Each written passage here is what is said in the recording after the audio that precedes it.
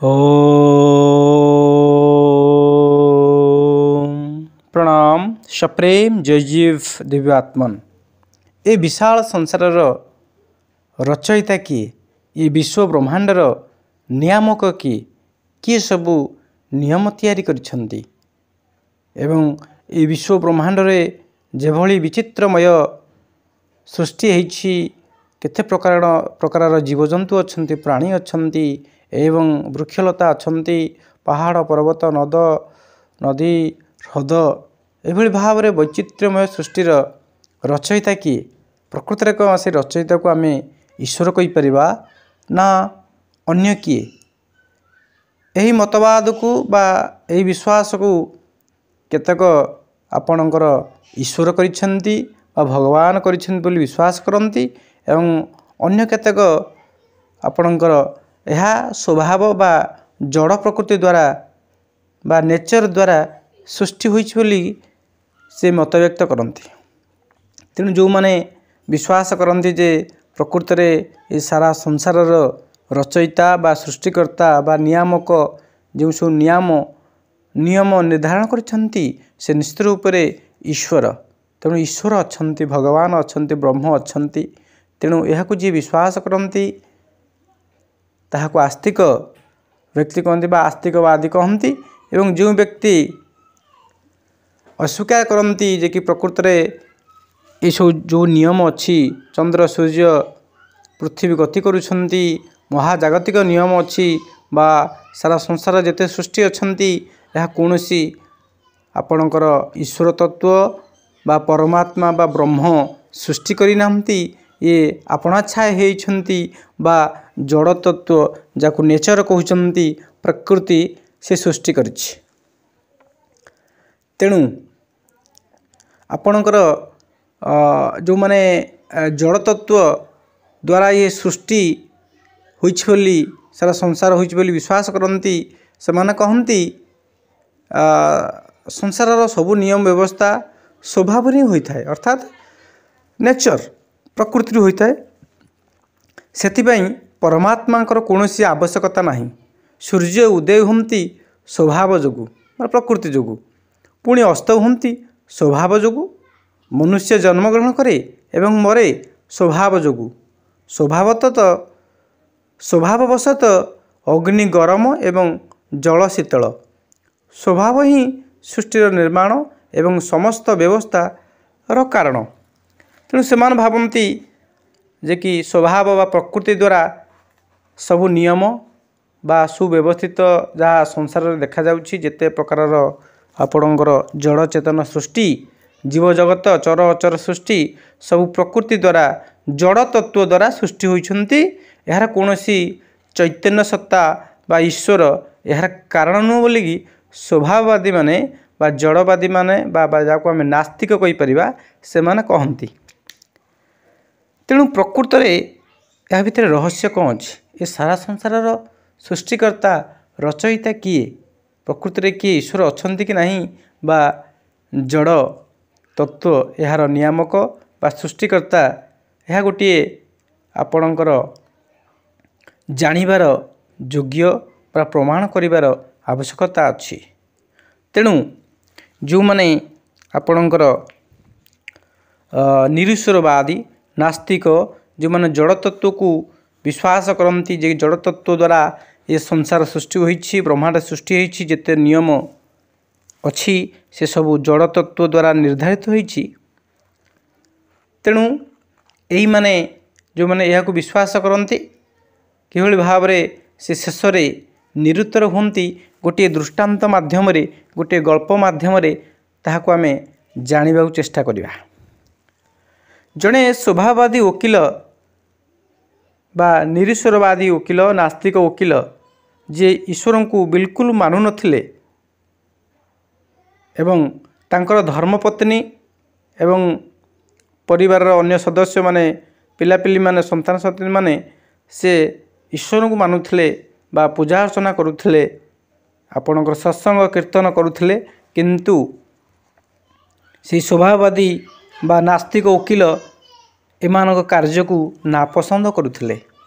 से कदापि स्वीकार करुनथिले कि ये संसारर जड़े रचयिता जड़े ईश्वर बा चैतन्य सत्ता बोली स्वीकार करुनथिले एवं निज धर्मपत्नी बा पिला मानक विरुद्ध रे से निजर मत पोषण करुथिले एवं सेथिरे से विश्वास करुथिले।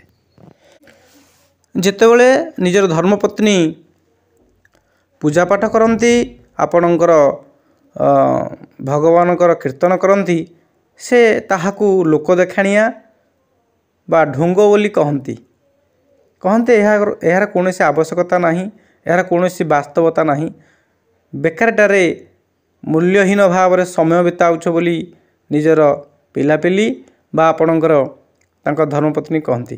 किंतु से धर्मपत्नींकर अतुट विश्वास श्रद्धा थाए से कहती आपण विश्वास करंतु कि नहीं न करंतु मु किंतु पूजा करुछि, पूजा करी और ईश्वर ऊपर मोर बहुत विश्वास अच्छी। ये संसार रचयिता सी शास्त्र उपर मोर पूरा विश्वास अच्छी, आपणकर मुनि ऋषि उपर मोर विश्वास अच्छी। किंतु आपणकर जो शुष्क तर्क शुणी मते मो विश्वास रु मोर कर्म रु आपण मते दूरे दे पारिबे नाही। एभली भाव में प्रायतः से वकील स्त्री एवं वकील भितर वाद विवाद चले। यार प्रभाव तांकर संतान संतति उपर पड़े। तेणु से वकीलंकर बड़ पुओ जो अति टिके बुद्धिमान से बापांकर यही निर्बोधपणिया बा वितंडा जुक्ति को पसंद करुनथिले। तेणु बापा को बुद्धि शिखाइबाकू जाई से गोटे आपणकर उपाय पांचिले। से दिने कौन कले ना से गोटे सुंदर चित्र आंकी बापा टेबुल तले रखीदेले। ता परदिन बापा जो ऑफिस बाहरती बा ऑफिस काम करने को टेबुल उपरକୁ आसती से देखती जे गोटे सुंदर चित्र तांको टेबुल तले थुआई। तेणु बापा आश्चर्य हेले, कहले सुंदर चित्र किए तैयारी करछि। यार उत्तर खोजिବାକୁ जाई से निजर धर्मपत्नी को पचारिछन्ति, पिलामानू पचारिछन्ति बा तांको परिवार अन्य सदस्य मान पचारिछन्ति। समस्ते किंतु मना कले, से माने केही करि नांती। तेणु शेष ता बड़ पुओ को पचारले, अरे बाबा ये चित्र किए करिछि? बड़ पुओ कहला बापा मु जानिनी। किछ समय पर बापा से चिंतार रहिले। बड़ पुओ कहला बापा ये चित्र बोधे आपणकर स्वभाव हो जाइछि, आपणा छा हो जाइछि। बापा से बड़ पुओ मुँह को विस्मय दृष्टि देखिले, कहले तू कौन कहवाई चाहूँ? से बड़ पुओ कहला बापा आपण तो कहती चंद्र सूर्य स्वभाव उदय होती, स्वभाव अस्त होती, मनीष स्वभाव जन्म निए, स्वभाव मृत्युवरण करे। ये संसार समस्त नियम स्वभाव चले, गोटा नेचर प्रकृति करिछि। तेणु से स्वभाव द्वारा ये चित्र भी अंका जाइछि बोधे हुए। बापा कहले तू को मते बुद्धू भावुचु, मु पागल न मूर्ख? आपणा छाए केमिति ये चित्र अंका जाई परिबो? पुओ कहला काहे हेबोनी, आम घर सामने रंग दुकान अच्छी, से रंग उड़ी आसिकी स्वभावशत ये विभिन्न चित्र विभिन्न रंगर चित्र हो जाइछि। यही फोटो माध्यम ता प्रतिफलित होउछि। बापा अत्यधिक रागिगले, कहले तू कौन कहवा चाहूँ? आकु कई आंकी ना दी, ये आपण छाए सुव्यवस्थित हो जाइछि, रंग दुकान रंग आसिकी उड़ीकी यही चित्र हो जाइछि। एभली पागलामी कथा केमिति कहि पारुछु? एभली मूर्खामी कथा केमिति कहि पारुछु? वास्तव में आकु निश्चित कई आंकीचंती, नहले एपरी भाव में सुंदर व्यवस्थित चित्रटी संभव नुहे। सेतेबेले से पुओ बड़ पुओ कहला बापा आपण ठीक कथा कहिसंती, आपण जेमती कहउसंती ये चित्रटी आपणा छाए बा स्वभाव होई नाही, यार निश्चित कई आपणकर आकु आंकीछि आर सृष्टिकर्ता निश्चित अच्छी। ताहले आपण किभली भाव कहउछंती ए विशाल संसार चंद्र सूर्य पृथ्वी ग्रह नक्षत्र ଅନନ୍ତ କୋଟି ଜୀବ ଜଡ଼ ଚେତନ ଯେତେ ପ୍ରକାର ସୃଷ୍ଟି ହୋଇଛି ଏହାର ସୃଷ୍ଟିକର୍ତ୍ତା କେହି ନାହାନ୍ତି, ଆପଣା ଛାଏଁ ହେଇଛି।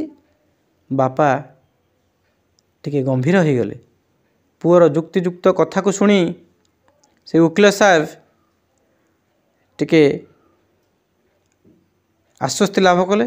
ପ୍ରକୃତିରେ ତ ମୁଁ ଯେଉଁ ଆଗରୁ ମୋ ପତ୍ନୀ ସହିତ ଯୁକ୍ତି କରେ ଯେ କି ସଂସାର ରଚୟିତା କେହି ନାହାନ୍ତି, ଏ ସଂସାର ଆପଣା ଛାଏଁ ହେଇଛି, ଏହା ଠିକ୍ କଥା ନୁହେଁ। ପୁଅର ବୁଦ୍ଧିକୁ ପ୍ରଶଂସା କଲେ ଏବଂ ସେବେଠାରୁ ସେ ଈଶ୍ୱର ବିଶ୍ୱାସୀ ହେଲେ ଏବଂ ପତ୍ନୀଙ୍କ କାମରେ ସାହାଯ୍ୟ କଲେ।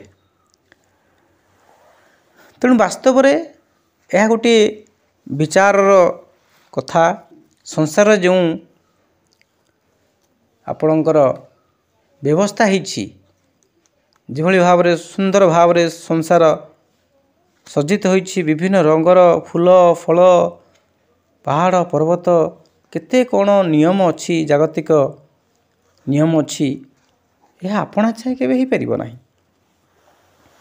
ଜଡ଼ କେବେ ବି ଏହି ନିୟମକୁ ତିଆରି କରିପାରିବ ନାହିଁ, ଏହି ସୁବ୍ୟବସ୍ଥା କରିପାରିବ ନାହିଁ। ଜଡ଼ କେବେ ବି ଏକତ୍ରିତ ହୋଇକି ଏ ବିଚିତ୍ର ସଂସାରକୁ ସୃଷ୍ଟି କରିପାରିବ ନାହିଁ। ତେଣୁ ଏ ବିଚିତ୍ର ବିଶ୍ୱ ବ୍ରହ୍ମାଣ୍ଡର ସୃଷ୍ଟିକର୍ତ୍ତା ନିଶ୍ଚିତ ଉପରେ ଜଡ଼ ତତ୍ତ୍ୱ ନୁହେଁ ବା ପ୍ରକୃତି ନୁହେଁ ବା ସ୍ୱଭାବ ନୁହେଁ। ଯେଭଳି ଭାବରେ ଆମ୍ଭେମାନେ କୌଣସି ଘର ବା ଭବନ ନିର୍ମାଣ କରିବାକୁ ହେଲେ ଆବଶ୍ୟକୀୟ ଲୁହା, ସିମେଣ୍ଟ, କାଠ ପ୍ରଭୃତି ସାମଗ୍ରୀ ସଂଗ୍ରହ କରିଥାଉ ଏବଂ ଇଞ୍ଜିନିୟର, ମିସ୍ତ୍ରୀ ପ୍ରଭୃତିଙ୍କର ସହାୟତାରେ ଘର ସମ୍ଭବ ହୋଇଥାଏ। କେବଳ ଲୁହା, ସିମେଣ୍ଟ, କାଠ ପ୍ରଭୃତି ସାମଗ୍ରୀ ଏକତ୍ରିତ ହୋଇଗଲେ କଦାପି ଘରଟିଏ ସୃଷ୍ଟି ହୋଇପାରେ ନାହିଁ। ସେହିଭଳି ଭାବରେ ଚେତନ ପରମେଶ୍ୱରଙ୍କର ବିନା କେବଳ ଜଡ଼ ବା ପ୍ରକୃତି ଦ୍ୱାରା ଏ ବିଶ୍ୱ ନିର୍ମାଣ ଏବଂ ବିଶ୍ୱର ନିୟମ ଗୁଡ଼ିକ ତିଆରି ହୋଇନଥିବ। ନିଶ୍ଚିତ ରୂପରେ ଏହାର ପଛପଟରେ ଗୋଟିଏ ଅଜ୍ଞାତ ଶକ୍ତି ଅଛି, ଗୋଟିଏ ଆପଣଙ୍କର ଈଶ୍ୱରୀୟ ସତ୍ତା ଅଛି, ଚୈତନ୍ୟ ସତ୍ତା ଅଛନ୍ତି। ତେଣୁ ଏ ଗପ ମାଧ୍ୟମରେ ବା ଯୁକ୍ତି ମାଧ୍ୟମରେ ଆପଣମାନେ ନିଶ୍ଚିତ ହୋଇଥିବେ ବା ଏହି ସିଦ୍ଧାନ୍ତରେ ଉପନୀତ ହୋଇଥିବେ ଯେ ଯେଭଳି ଭାବରେ ଗୋଟିଏ ଗୃହ ନିର୍ମାଣ କରିବା କେବଳ ଜଡ଼ ପଦାର୍ଥ ଦ୍ୱାରା ହୋଇପାରିବ ନାହିଁ, ଏହାର ନିର୍ମାଣକର୍ତ୍ତା ଥାନ୍ତି। ଠିକ୍ ସେହିଭଳି ଭାବରେ ଏ ସାରା ବିଶ୍ୱ ବ୍ରହ୍ମାଣ୍ଡର ଯେଉଁ ସୃଷ୍ଟି ହୋଇଛି, ଗ୍ରହ ନକ୍ଷତ୍ର, ଆପଣଙ୍କର ଚନ୍ଦ୍ର ସୂର୍ଯ୍ୟ, କେତେ ପ୍ରକାର ବନସ୍ପତି, ପ୍ରାଣୀ, ଉଦ୍ଭିଦ, ଜଳଚର, ସ୍ଥଳଚର, ଅସଂଖ୍ୟ ଜୀବଜନ୍ତୁ ଏହି ବ୍ରହ୍ମାଣ୍ଡରେ, ବିଶ୍ୱରେ, ପୃଥିବୀରେ ବସବାସ କରୁଛନ୍ତି। ସମସ୍ତଙ୍କର ଗୋଟିଏ ବିଧିବଦ୍ଧ ଗୋଟିଏ ଜୀବନଶୈଳୀ ଅଛି, ଗୋଟିଏ ସୁସଜ୍ଜିତ ଶୃଙ୍ଖଳିତ ଜୀବନଶୈଳୀ ଅଛି। ତାହେଲେ ଏହା କେବେ ଜଡ଼ ତତ୍ତ୍ୱ ଦ୍ୱାରା ବା ସ୍ୱଭାବ ଦ୍ୱାରା, ନେଚର ଦ୍ୱାରା ସମ୍ଭବ ନୁହେଁ। ତେଣୁ ଏହା ପଛରେ ନିଶ୍ଚିତ ରୂପରେ ଗୋଟିଏ ଅଦୃଶ୍ୟ ଶକ୍ତି, ଗୋଟିଏ ଚୈତନ୍ୟ ସତ୍ତାଙ୍କର ଅଦୃଶ୍ୟ ହାତ ବା ନିୟମ ରହିଛି ବୋଲି ଆମେ ସ୍ୱୀକାର କରୁ। ତେଣୁ ଏଥିରୁ ପ୍ରମାଣିତ ଯେ ବାସ୍ତବରେ ଏ ସଂସାର ରଚୟିତା ନିଶ୍ଚିତ ରୂପରେ ଗୋଟିଏ ଚୈତନ୍ୟ ସତ୍ତା ଅଛନ୍ତି, ଗୋଟିଏ ବୁଦ୍ଧିମତ୍ତା ଅଛି, ଗୋଟିଏ ସୂକ୍ଷ୍ମ ଜ୍ଞାନ କୌଶଳ ଅଛି, ଯାହାଫଳରେ କି ଗୋଟିଏ ପିମ୍ପୁଡ଼ି ଠାରୁ ବି ହାତୀ ପର୍ଯ୍ୟନ୍ତ ଯେତେ ଜୀବ ଅଛନ୍ତି ଏବଂ ଯେତେ ପଦାର୍ଥ ଅଛନ୍ତି, ଯେତେ ଆପଣଙ୍କର ସୂର୍ଯ୍ୟ, ଚନ୍ଦ୍ର, ଗ୍ରହ, ନକ୍ଷତ୍ର ଅଛନ୍ତି, ନିଶ୍ଚିତ ରୂପରେ ଏହାର ଜଣେ ସୃଷ୍ଟିକର୍ତ୍ତା ଅଛନ୍ତି ଏବଂ ସେ ଏହାକୁ ଅତି ବୁଦ୍ଧିମତ୍ତାର ସହିତ ଜ୍ଞାନ କୌଶଳ ଖଟେଇ ବିନିଯୋଗ କରି ଏ ସୃଷ୍ଟିକୁ ନିର୍ମାଣ କରିଛନ୍ତି। ତାହାକୁ ଆମ୍ଭେମାନେ ଈଶ୍ୱର ବ୍ରହ୍ମ ଭଗବାନ ବୋଲି କହୁ। ତେଣୁ ମଣିଷ ଏହି ଭାବନାରେ ସୀମିତ ରହିନାହିଁ, ଏହି ସିଦ୍ଧାନ୍ତରେ କେବଳ ସୀମିତ ରହିନାହିଁ, ଏହାର ଅତି ଗଭୀରକୁ ଯାଇଛି। ଯେଉଁମାନେ ବିଶେଷ କରି ଏହି ସୃଷ୍ଟିର ରଚନା କିପରି ହୋଇଛି, ଏ ରଚୟିତା କିଏ, ଏ ସୃଷ୍ଟି କିଭଳି ଭାବରେ ଗୋଟିଏ ନିୟମରେ ବନ୍ଧା, ଗୋଟିଏ ନିୟମ ଅନୁଯାୟୀ କାର୍ଯ୍ୟରତ, ତାହାର ସମାଧାନ କରିବାକୁ ଯାଇ ଏହାର ସମାଧାନ କରିବାକୁ ଯାଇ ମହାମନୀଷୀମାନେ, ଯୋଗୀମାନେ, ମନୀଷୀମାନେ ସାଧନା କରିଛନ୍ତି। ସେ ଇନ୍ଦ୍ରିୟ ସଂଯମ କରିକି ବା ଆପଣଙ୍କର ଅତି ଚୈତନ୍ୟ ଅବସ୍ଥାକୁ ଯାଇକି, ସମାଧିସ୍ଥ ଅବସ୍ଥାକୁ ଯାଇକି ଏହାର ସମାଧାନ ସେ ଖୋଜି ପାଇଛନ୍ତି। ସେ କହିଛନ୍ତି ନିଶ୍ଚିତ ରୂପରେ ଏ ସମଗ୍ର ବିଶ୍ୱ ବ୍ରହ୍ମାଣ୍ଡର ଜଣେ ଚୈତନ୍ୟ ସତ୍ତାଙ୍କ ଦ୍ୱାରା ନିର୍ମାଣ ହୋଇଛି। ସେ ଚୈତନ୍ୟ ସତ୍ତା ଗୋଟିଏ ବ୍ୟକ୍ତି ବିଶେଷ ନୁହନ୍ତି, ସେ ହେଉଛନ୍ତି ଏହି ଆତ୍ମା ରୂପରେ, ଚୈତନ୍ୟ ରୂପରେ ସମସ୍ତଙ୍କ ହୃଦୟରେ ସେହି ସତ୍ତା ବିରାଜମାନ, ବା ସମସ୍ତେ ହେଉଛନ୍ତି ସେ ଗୋଟିଏ ସତ୍ତାର, ଗୋଟିଏ ଶକ୍ତିର ଅଂଶବିଶେଷ। ଅଂଶବିଶେଷ କହିଲେ ସେଠି ଦ୍ୱୈତ ଭାବନା ଆସିବ, ଊଣା ଅଧିକ ଆସିବ, ବା ଆପଣଙ୍କର ତୁଳନାତ୍ମକ ଭେଦାଭେଦ ଆସିବ। ବାସ୍ତବରେ ସେ ଗୋଟିଏ ଶକ୍ତି ସମସ୍ତଙ୍କ ଭିତରେ ସମାନ ଭାବରେ ପ୍ରତିଫଳିତ ହେଉଛନ୍ତି। ଯେଭଳି ଭାବରେ ସୂର୍ଯ୍ୟଙ୍କର ରଶ୍ମି ବା ତେଜ ବା ଆଲୋକ ଗୋଟିଏ, କିନ୍ତୁ ସିଏ ଅନେକ ବସ୍ତୁକୁ ପ୍ରକାଶିତ କରୁଛନ୍ତି, କିନ୍ତୁ ସବୁ ବସ୍ତୁର ଆକାର ପ୍ରକାର ଅଲଗା ହେଲେ ବି ସେଇ ଆଲୋକ ସତ୍ତାଟା, ସେ ଆଲୋକ ଶକ୍ତି ବା ସୂର୍ଯ୍ୟଙ୍କର ସେଇ ରଶ୍ମି ପୂର୍ଣ୍ଣ ଗୋଟିଏ ସବୁ ପଦାର୍ଥକୁ ଆଲୋକିତ କରୁଛନ୍ତି, ପ୍ରକାଶିତ କରୁଛନ୍ତି। ସେହିଭଳି ଭାବରେ ସମଗ୍ର ବିଶ୍ୱ ବ୍ରହ୍ମାଣ୍ଡରେ ଯେଉଁ ଚୈତନ୍ୟ ସତ୍ତାଙ୍କର ଅନୁଭବ ଆମେମାନେ କରୁଛନ୍ତି, ବ୍ୟକ୍ତିବିଶେଷ ଭାବରେ ବା ଜୀବ ଭାବରେ ଆମମାନଙ୍କ ଭିତରେ ଯେଉଁ ଭେଦାଭେଦ ଅଛି, ଯେଉଁ ଶାରୀରିକ ଗଠନ ଭିନ୍ନତା ଅଛି, ଏହା ଥିବା ସତ୍ତ୍ୱେ ଚୈତନ୍ୟ ସତ୍ତା କିନ୍ତୁ ଭିନ୍ନ ନୁହନ୍ତି, ସେ ଏକ ଅଦ୍ୱିତୀୟ। ଏବଂ ସେହି ଚୈତନ୍ୟ ସତ୍ତା ହେଉଛନ୍ତି ଏହି ଆତ୍ମତତ୍ତ୍ୱ, ଚୈତନ୍ୟ ସତ୍ତା, ଯାହାକି ଜୀବର ପ୍ରକୃତ ସ୍ୱରୂପ। ତେଣୁ ଜଣେ ଯୋଗ ସାଧନ କରି ଏହି ସତ୍ୟରେ ଆପଣଙ୍କର ପହଞ୍ଚେ ବା ସିଦ୍ଧାନ୍ତରେ ପହଞ୍ଚେ ବା ଏହି ଅନୁଭବରେ ପହଞ୍ଚେ, ଯେଉଁ ଜାଗତିକ ନିୟମ ବା ଆପଣଙ୍କର ସୃଷ୍ଟି ହୋଇଛି ବ୍ରହ୍ମାଣ୍ଡରେ ଯେତେ ପ୍ରକାର ଜୀବଜନ୍ତୁ ବା ଆପଣଙ୍କର ବ୍ୟବସ୍ଥା ହେଇଛି, ସେ ନିଶ୍ଚିତ ଉପରେ ମୋ ଦ୍ୱାରା ହେଇଛି। ମୁଁ ବ୍ରହ୍ମ ଆତ୍ମା ବା ଚୈତନ୍ୟ ରୂପରେ ହେଇଛି।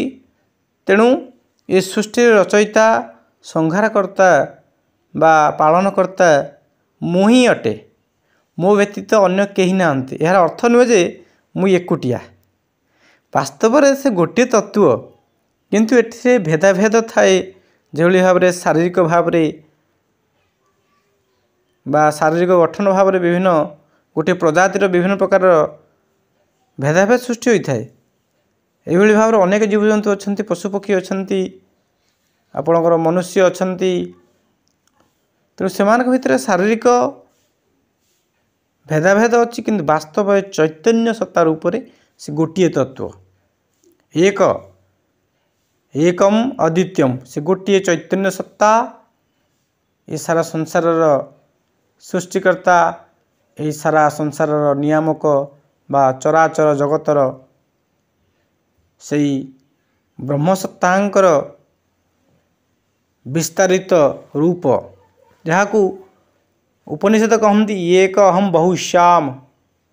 ସେ ବ୍ରହ୍ମଶକ୍ତି ଏକ ଥିଲେ ବହୁତ ହେବା ପାଇଁ ଇଚ୍ଛା ପ୍ରକାଶ କଲେ, ଯାହାଫଳରେ କି ସାରା ଜଗତ ସୃଷ୍ଟି ହୋଇଛନ୍ତି, ସାରା ସଂସାର ସୃଷ୍ଟି ହୋଇଛି। ଜୀବ, ଜଡ଼, ଚେତନ, ଜୀବ, ନିର୍ଜୀବ ସବୁ ପ୍ରକାର ଯେଉଁ ସୃଷ୍ଟି ଆମେ ଦେଖୁଛନ୍ତି, ଅନୁଭବ କରୁଛନ୍ତି, କେବଳ ସେଇ ब्रह्मंकर विस्तारित रूप आ से ब्रह्म एवं मो भितर कौन पार्थक्य नहीं प्रभेद नहीं से ब्रह्म ही मु जहाँ को उपनिषद कहती उपनिषद रे से आध्यात्मिक वैज्ञानिक ऋषि कहिछन्ति अहम ब्रह्मास्मि मुहि ब्रह्म अटे ए सृष्टिर पालन संहारण एवं नियामक तत्त्वमसि तुम्हें ही सेई तत्व अट ए सृष्टिर संहारक पालनकर्ता बा नियामक अयम आत्मा ब्रह्म यही आत्मा ही ब्रह्म अटे तेणु से ब्रह्म ईश्वर शक्ति अन्य केही नुहंती यही चैतन्य सत्ता प्रत्येक भितर विद्यमान से गोटे सत्ता भिन्न भिन्न नहीं से एक सत्ता समस्त भितर मु बोली से अस्तित्व सूचक भाव रे निजको स्वीकृति प्रदान करुछि निजर अस्तित्व जाहिर करुछि से गोटे सत्ता आम मानकर नाम भिन्न हो पारे गुणकर्म भिन्न हो पारे किंतु आम मानकर जो अस्तित्व ता गोटे समस्ते मु बोली कहती कहीं मु भितर कहा मध्य पार्थक्य न थाए से नारीटीए हो पुरुषटीए हो छोटा हो गेड़ा हो अंध हो जी भी हो समस्त भितर से मु भावटी समान भाव रे प्रकाशित होती मूर परिचय गोटे किंतु मु जो विकार युक्त हुए बा सांसारिक उपाधि रे से भूषित हुए अर्थात जिते आम गोटे अंधरात्रि जाइथाउ कहीं पचारे अरे किए जाउछि आमे प्रथमे निजर अस्तित्व जाहिर करिथाउ मु जाउछि तापर से व्यक्ति पचारती तुमे किए तापर आमे से मुरे किछि विकार युक्त करू निजर नाम बापार नाम निजर ठिकଣା आमे देई थाउ वास्तव रे तेणु प्रकृत मु जहा उपाधि रहित व्यक्तित्व सूचक रहित ताहा प्रकृति अस्तित्व चैतन्य सत्ता से ब्रह्म से गोटे तत्व तेणु ये सृष्टि रचयिता निश्चित रूप से चैतन्य सत्ता जहाँकि आम्भे स्वयं निजको निजे बा चैतन्य सत्ता रूप से विद्यमान यही भाव में अनेक किछि कार्य आम अजाणतरे हेउछि ए शरीर भितर ए शरीर भितर श्वासक्रिया चली खाद्य हजम होउछि वीर्य शक्ति आपण तैयारी चली तेणु ये सब को किए करुछि रक्त संचालन हो स्पंदन होउछि यह आमर जानतर हो नहीं अजाणतर होउछि अजाणत हेले भी यार नियामक सृष्टिकर्ता संचालक निश्चित रूप से आम निजको निजे यार प्रमाण योग साधन कले आपण पाइपारे आपणकर जो हृस्पंदन जो मानसिक कार्य चली ताहा आपणकर इच्छा विरुद्ध हो पार ना योगर बा साधनार सूक्ष्म स्तर को जड़े साधक जो जाए निजर हृस्पंदन उपरे निजर व्यवहार भावना उपरे मन चिंतन उपरे संपूर्ण तार अधिकार आसी जाए तेणु जो भाव में आम शरीर जो अज्ञात कार्य चली जथा हृस्पंदन हवा आखिर पलक पड़ा भावना आसवा यह आम अजाणत होते भी आमरी सृष्टि मोरी बा आम मानकर नियंत्रणाधीन हो पार ठीक से भाव में ये सारा जगत रे जो अज्ञात शक्ति द्वारा ये सारा सृष्टि होती आम भावुँ वास्तव में से अज्ञात शक्ति कहीं नुहंती आम स्वयं निजको निजे जहाँ आत्मा चैतन्य कहती तेणु से चैतन्य सत्तार निजको आविष्कार करिवार जो माध्यम निजे ही से तत्व यह जानिबार जो उपाय ता हेउछि योग साधन तेणु योग साधन द्वारा प्रकृत में आम ब्रह्मज्ञानर सही गूढ़ रहस्य को आम जापर तो यही ब्रह्मज्ञान को गूढ़ रहस्य को जानापी गोटे विधिवत उपाय देइछन्ति गोटे व्यवस्था करिछन्ति जहाँकि अति प्राचीन कालरू योगशास्त्र नाम योग साधन नाम ताहा प्रचलित ही आसुछि तेणु ये योग साधनर ଏକ ଅତ୍ୟାଧୁନିକ ଯୋଗ ସାଧନ ପ୍ରଣାଳୀ ଯୁଗ ଅବତାର ସଦ୍ଗୁରୁଦେବ ଶ୍ରୀମୁନି ମହାରାଜ ଆମ୍ଭମାନଙ୍କର ସମ୍ମୁଖରେ ତାହାକୁ ପରିବେଷଣ କରିଛନ୍ତି। ତାହାର ଗୋଟେ ବିଧିବଦ୍ଧ ବ୍ୟବସ୍ଥା କରିଛନ୍ତି, ଯାହା ଅଷ୍ଟାଦଶ ଚକ୍ର ଭେଦନ କ୍ରିୟା, ଯେଉଁ କ୍ରିୟା ଏକ ବୈଜ୍ଞାନିକ ଭିତ୍ତିକ ଏକ ଯୋଗ ବ୍ୟାୟାମ, ଯାହାର ପ୍ରଚାର ପ୍ରସାର ଅଖିଳ ଭୂମଣ୍ଡଳେ ସର୍ବଶିରୋମଣି ମୁନି ସମାଜ ଏହାର ଉତ୍ତରଦାୟିତ୍ୱ ନେଇଛି। କିଭଳି ଭାବରେ ପ୍ରତ୍ୟେକ ନରନାରୀ ଆବାଳ ବୃଦ୍ଧ ବନିତା ଏହି ଯୋଗ ସାଧନ ମାଧ୍ୟମରେ ନିଜର ଭାଗ୍ୟର ସୃଷ୍ଟିକର୍ତ୍ତା କିଭଳି ଭାବରେ ନିଜେ ହୋଇପାରିବ, ବା ଏ ସଂସାରକୁ କିଭଳି ଭାବରେ ସୁନ୍ଦର ଭାବରେ ଗଢ଼ି ତୋଳିବ, ବା ନିଜର ଅବଦାନ ଏ ସଂସାର ପ୍ରତି ସର୍ବୋଚ୍ଚ ରହିବ, ଏହାର ବିଧିବଦ୍ଧ ବ୍ୟବସ୍ଥା କରିଯାଇଛନ୍ତି। ତେଣୁ ଆପଣମାନେ ଯେଉଁମାନେ ଜିଜ୍ଞାସୁ ଅଛନ୍ତି, ଯେଉଁମାନଙ୍କର ଆଶା ଅଛି ପ୍ରକୃତ ସତ୍ୟକୁ ଜାଣିବା ପାଇଁ କି ସେହି ସୃଷ୍ଟିର ରଚନା କ୍ଷେତ୍ରରେ ନିଜର ଯେଉଁ ଅଦୃଶ୍ୟ ସହଭାଗିତା ଅଛି ତାହା ଜାଣିବା ପାଇଁ କି ନିଶ୍ଚିତ ରୂପରେ ଆପଣ ଯୋଗ ସାଧନ କରନ୍ତୁ। ବିଶେଷ କରି ମୁନି ସମାଜର ଅଷ୍ଟାଦଶ ଚକ୍ରଭେଦନ ଏବଂ ସଦ୍ଗୁରୁଙ୍କର ଯେଉଁ ଅମୂଲ୍ୟ ସାହିତ୍ୟ ଅଛି, 50ରୁ ଉର୍ଦ୍ଧ୍ୱ ଆଧ୍ୟାତ୍ମିକ ଶଙ୍କା ସମାଧାନର ସାହିତ୍ୟ, ତାହା ନିଶ୍ଚିତ ରୂପରେ ଆପଣମାନଙ୍କୁ ପ୍ରୋତ୍ସାହିତ କରିବ, ସହଯୋଗ କରିବ ସେହି ଅଦୃଶ୍ୟ ଶକ୍ତି କିଭଳି ଭାବରେ ଆପଣ ସ୍ୱୟଂ ନିଜକୁ ନିଜେ ବା ଆପଣ ସ୍ୱୟଂ ନିଜ ଭାଗ୍ୟର ବିଧାତା, ଭାଗ୍ୟର ନିର୍ମାଣକର୍ତ୍ତା, ନିଜ ସୁଖ ଶାନ୍ତିର ମାଲିକ ଆପଣ, ତାହା ନିଶ୍ଚିତ ରୂପରେ ଆପଣ ଜାଣିପାରିବେ।